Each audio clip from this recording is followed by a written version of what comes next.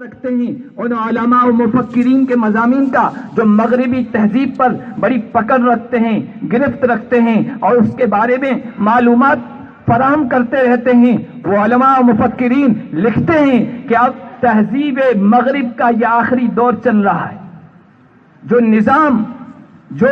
نظام معیشت یا نظام زندگی گزارنے کا نظام، جو نظام سیاست انہوں نے پوری انسانیت کو فریب میں مبتلا کر کے انسانیت کے سامنے پیش کیا تھا، وہ سارا نظام اب ختم ہونے والا ہے۔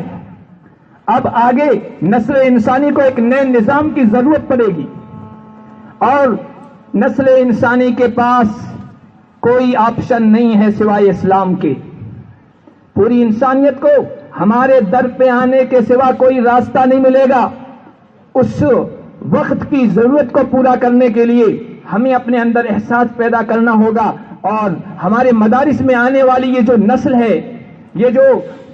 طلباء ہیں جن کے والدین نے ہمیں ہمارے سپرد کیا ہے، ان کی اچھی تعلیم دیں، ان کو اچھی تعلیم دیں، ان کی اچھی تربیت کریں، اور پھر عوام الناس سے یہ بھی ہماری ذمہ داری ہے، اور رابطہ مدارس اسلامیہ کے ایجنڈے میں یہ شامل ہے کہ عوام الناس سے بھی ہمارا ربط رہے، اصلاح معاشرہ کی تحریک بھی ہم چلائیں، اور مضبوط ہمارا تعلق ہو، رشتہ ہو عوام سے، کہ جب بھی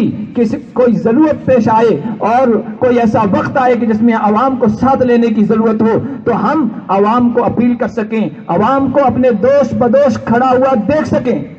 اور الحمدللہ مدارس اس کام کو اپنے حد تک انجام دے رہے ہیں۔ علماء کا بعض علاقوں میں اتنا مضبوط رشتہ اور تعلق ہے کہ حکومت جو پلاننگ لانی چاہتی ہے، بہت سارے علاقوں میں پولیو کا نظام چلانا چاہتی ہے، تو اس کو پہلے علماء کے در پر حاضر ہونا پڑا کہ انہوں نے اگر اس کو نکار دیا تو پھر ہماری یہ ساری پلاننگ فیل ہو جائے گی۔ یہ اس بات کی علامت ہے کہ علماء کی ابھی گرفت ہے عوام الناس میں، معاشرے میں، ہمیں اس کو اور آگے لے جانے کی ضرورت ہے۔ اور اگر ہمارے اندر یہ احساس پیدا ہو گیا اور